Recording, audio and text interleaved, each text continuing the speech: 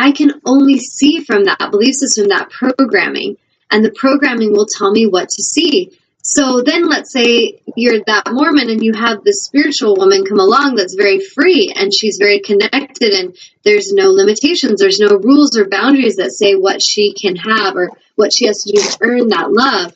It's going to challenge that human, because that very presence of that light, that consciousness coming in, is going to create a catalyst for change.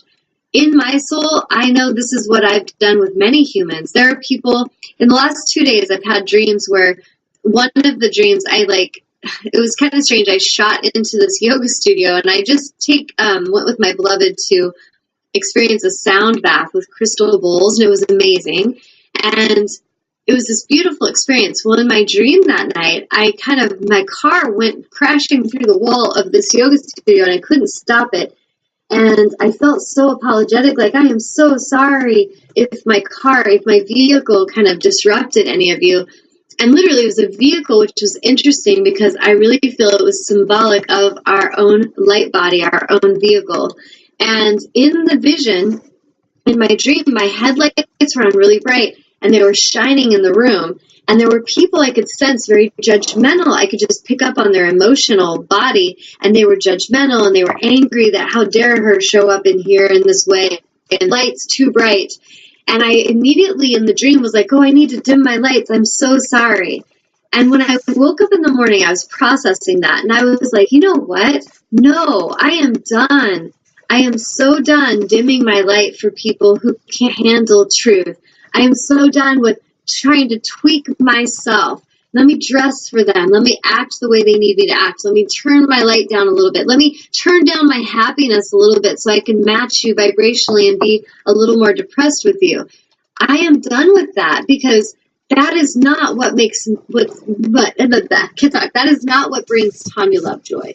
And so if any of you can relate to that at times where you feel like you had to dim your light to actually be around certain people, or you had to kind of turn down your happiness, you had to act a little more ignorant so that they would accept you. Oh, let me pretend I'm a little dumber so that they actually think they're smarter and then they'll accept me.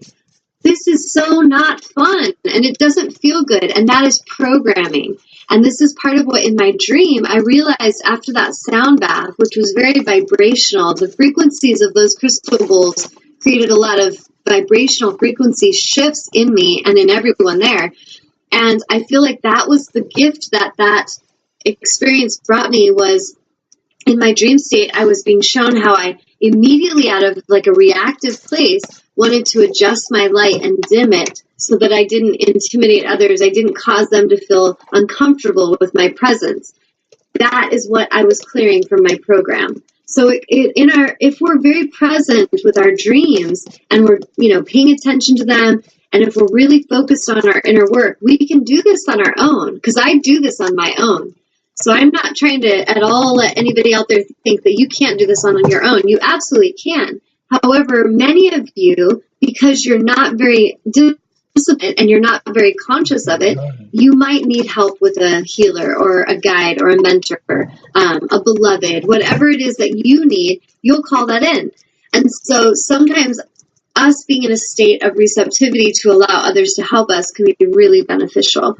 So anyway, that's an example of how I had that dream with the lights, and it's very symbolic. And Tanya's like, you know what? We're done dimming our light. I'm done being around people who are sick and martyrdom and who are playing victims, and me pretending that I need to be quiet about that and that I need to feel bad about knowing that I have solution. I can share that solution. If others don't want it, that's fine.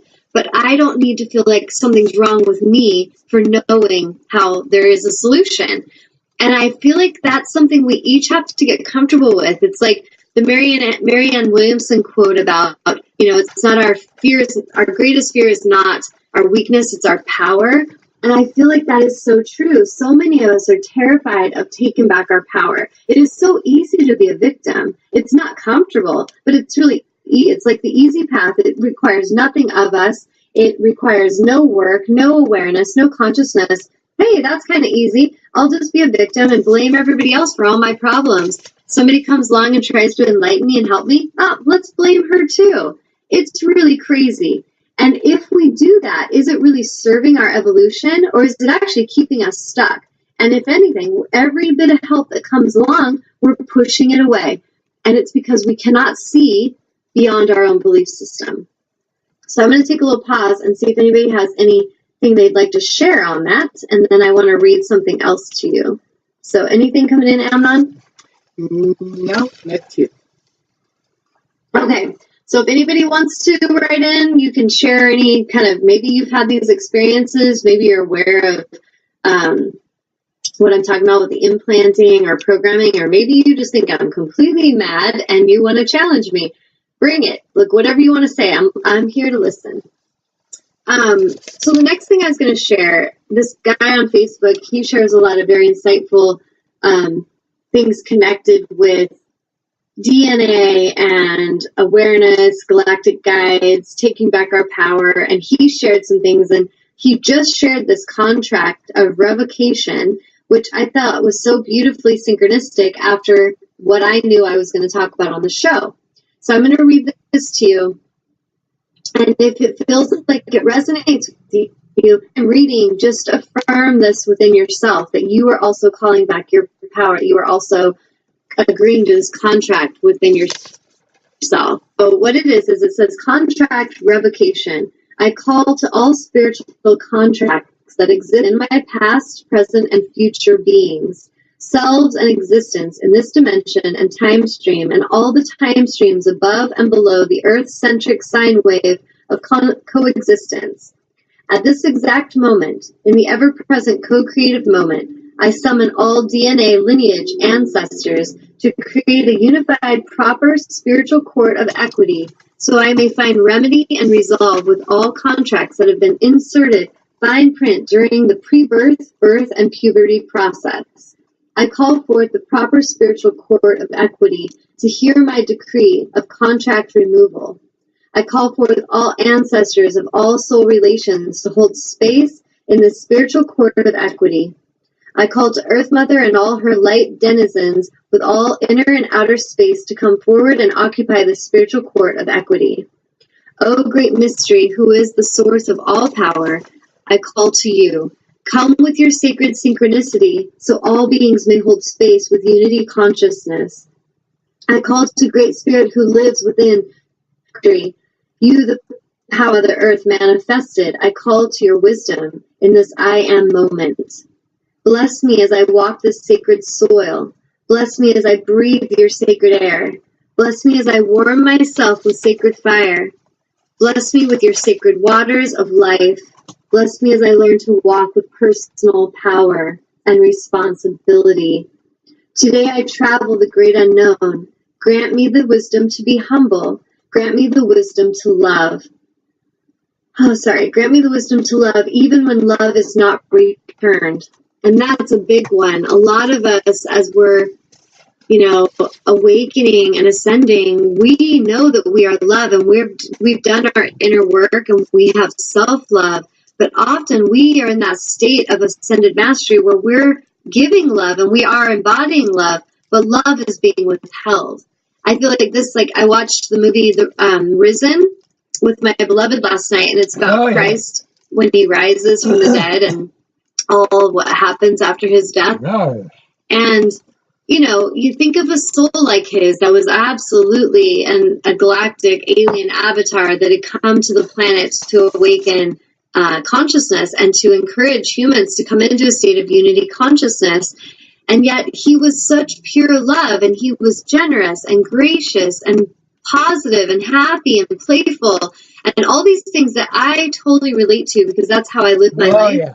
And yet I also can relate to how he had people withholding love from him. They wanted to beat him. They want to destroy him because of their own belief systems, their own fear. They can't comprehend the love he exudes, the love he embodies, and that he portrays to them. They can't comprehend it because they cannot see beyond their own programming. And that is such an important thing, that as we're in this space of evolution, that we remember to love ourselves deeply, even when others around us that we have done nothing but love and show kindness to, withhold that love from us, withhold that honor, withhold truth, withhold communication, withhold generosity, withhold helpfulness. That is all coming from their poverty consciousness belief system that they embody in themselves. And so they cannot give to you what they cannot give to themselves. So a very empowered thing for us each that are in this state of ascended mastery is to remember to be humble and loving, keep having compassion for all, but also realize that they are only giving what they can. They cannot give to you what they cannot give to themselves.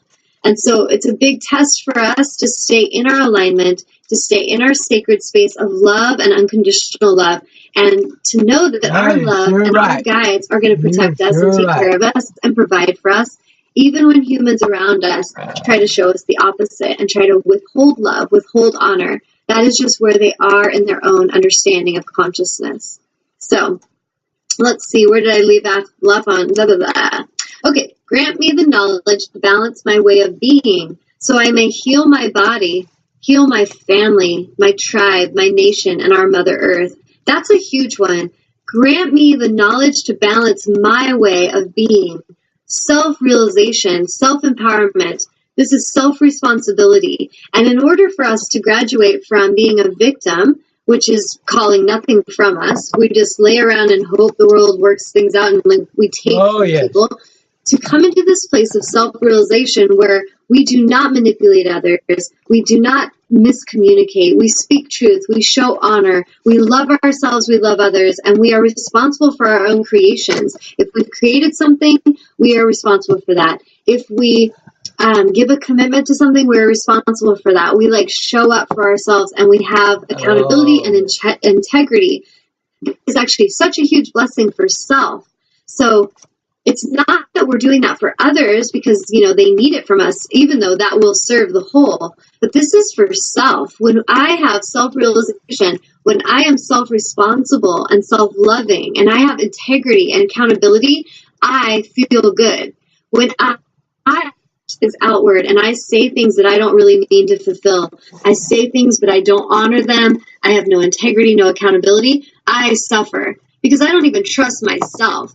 And if I do that long enough, I will not believe in myself. And this is where you get yourselves in trouble. As humans, it's like shooting yourself in the foot, because the more you go against your own alignment, the more you go against your own accountability and integrity, the more you turn on yourself. And that is not a great place to be. It's a place where some of us will choose to be, however, because we're going to need that lesson. We're going to need that suffering. We're going to need that pain to wake us up. And pain will come and it will get your attention. At some point, it will wake you up when you've had enough. So I love that. So I may heal my body. If I can't heal my body and I can't love my body and I can't be accountable for my creation, I cannot love my family. It's impossible. And I cannot love my tribe, community. I cannot love my planet. So when we look at how we want to have a better planet, a more aligned planet, a more healthy planet, we have to love ourselves. We have to come to this place of self-love.